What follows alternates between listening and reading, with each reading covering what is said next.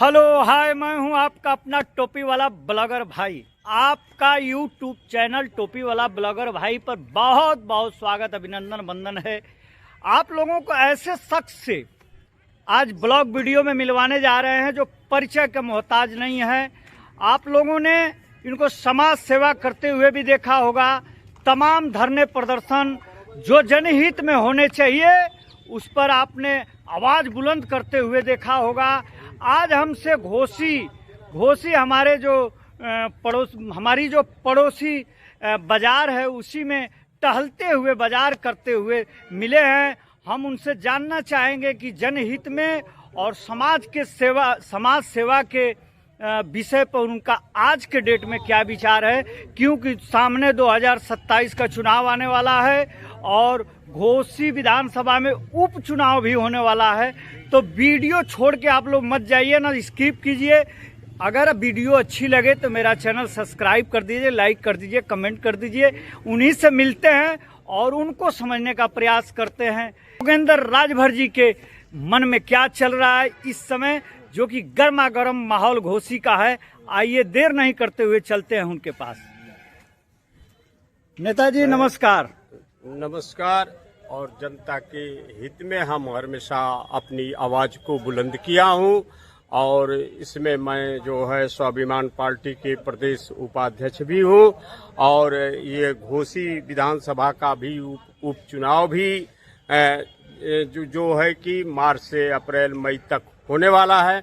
और नतीजा यह है कि यह सरकार हर समस्याओं पर यह सरकार विफल है और नाकाम है। और महंगाई हो, बेरोजगारी हो, नौजवानों की बात नहीं की जाती है, या राजभर चौहान और मल्लाह पाल कुशवाहा की बात भी नहीं रखी जाती है। कहीं डिबेट से लेकर के कहीं भी नहीं इनकी बातें सुनी जाती है और यह सरकार बनाने में इनकी बहुत बड़ी भूमिका होता है।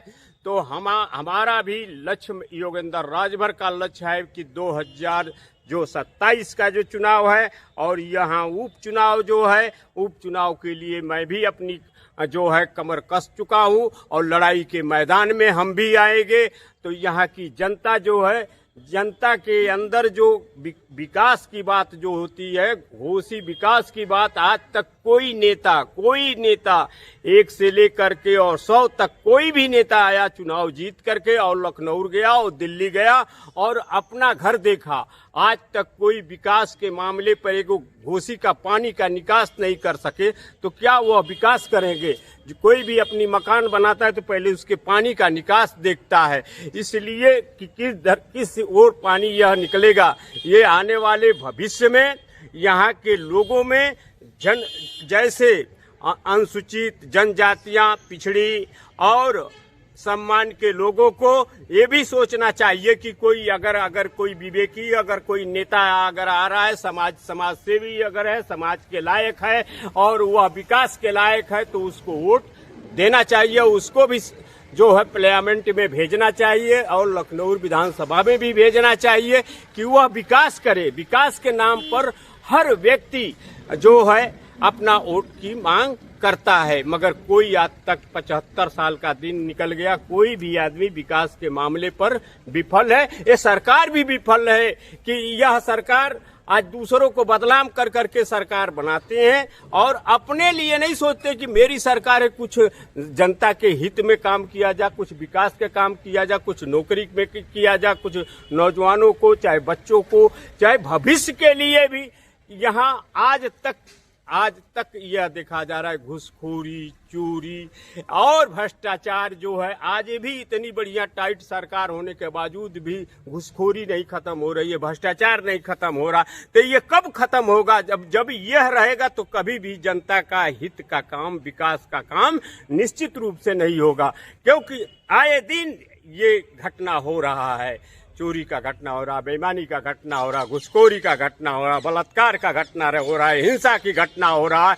हर व्यक्ति जानते हुए भी और उसके बाद जो है ये बहुत बड़ा पावर भी यह जनता, ये ओबीसी के, अनुसूचित के और जनजातियों ने देने के बावजूद भी दिमाग नहीं काम देता है कि भाई हम जनता के हित में ऐसा काम करूं कि ये स्टूडेंट जो मामला होता है, ये रोड पर चलने वाला मामला जो हो रहा है इस समय बहुत काफी एक्सीडेंट हो रहा है चलते चलते मोटरसाइकिल गाड़ी घोड़ा से, और यहाँ घोसी से लेकर के और मझवारा मोड़ से लेकर के और चीनी मिल तक तो डिवाइड बनना चाहिए, जबकि दोनों तरफ से आवागमन होना चाहिए।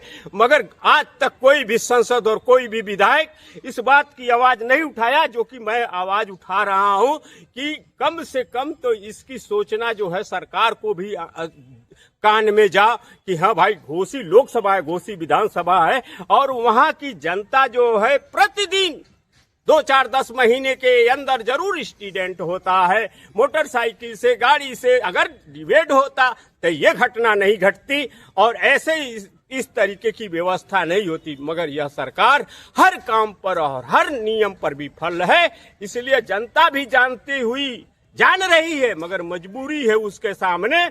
और इतना भी नहीं जानते हैं लोग, डिबेट पर लोग बोलते हैं अरे सनातन तो एक धरोहर चीज है, किसी के साथ अन्याय नहीं करता है, और कोई गलती करता है तो उसको दंड भी देता है और उसको जुल्म भी देता है। जो गलती करता है उसको दंड और जुल्म देना चाहिए। ये मेरे तरफ से, ये सनातन सृष्टि कायम है और तब से सनातन कायम है, का मुकाबला कोई नहीं। इसलिए कि सनातन के अंदर दया और धर्म, और इसके अंदर दया और धर्म और सिद्धांत बहुत ऊंचा होता है, बेगुनाह किसी के साथ अपराध नहीं करता है।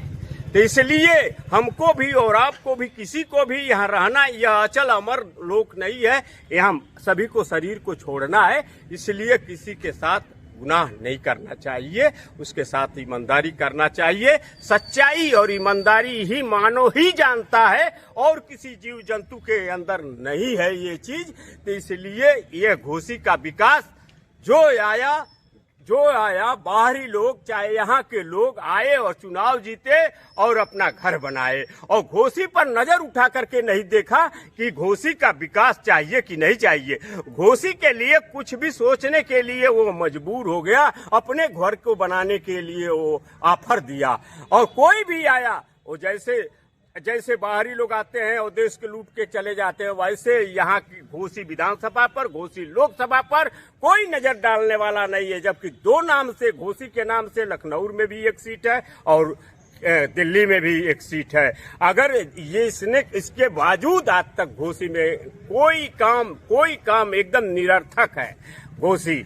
तो घोसी की जनता को यह बात को समझना चाहिए कि अपने लोग अगर उस लायक हैं कि घोसी का विकास होना चाहिए, तो ऐसे विवेकी आदमी को, विचारधारे के आदमी को, सिद्धांतों के आदमी को, और जो समाज में चलता हुआ, फिरता हुआ और देखता हुआ, और उसको ही वोट देना चाहिए।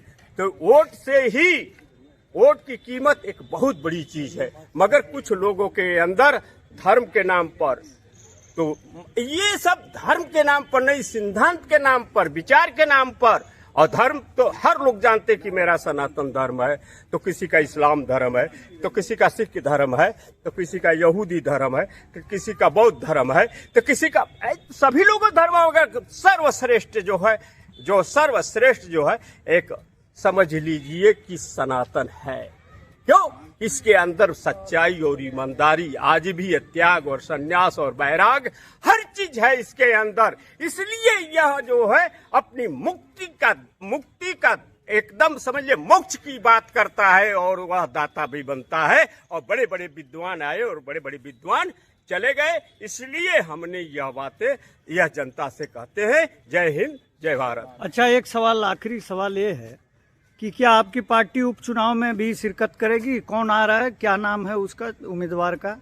मैं उम्मीदवार, आप स्वयं लड़ रहे हैं? स्वयं लड़ रहा हूं। मैं उम्मीदवार योगेंद्र राजभर, स्वाभिमान पार्टी के प्रदेश उपाध्यक्ष। आप चुनाव में उतर रहे हैं? मैं चुनाव के मैदान में खड़ा हूँ।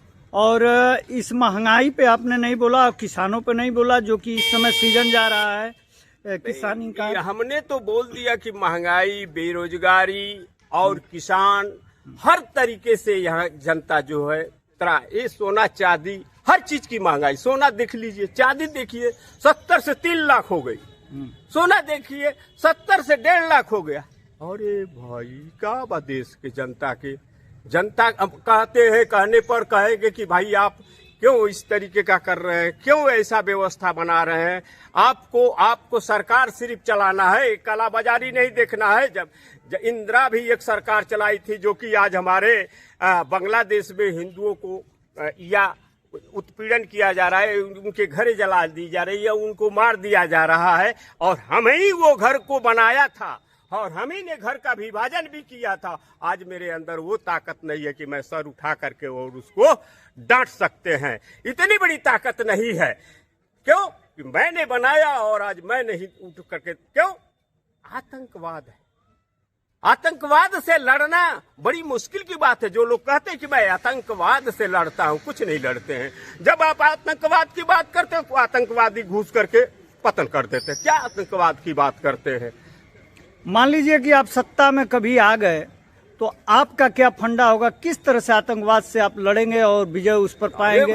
आपके हिसाब से बीजेपी सरकार आतंकवाद से नहीं लड़ पाएगी। जो लोग सरकार चला रहे हैं, जो सरकार बना रहे हैं आज 75 साल से, उनसे पूछने की जरूरत है। मगर मैं तो ये इस बारी खुल करके आ रहा हूँ कि मैं भी घोसी उपचुनाव लड़ने की मेरी तैयारी है।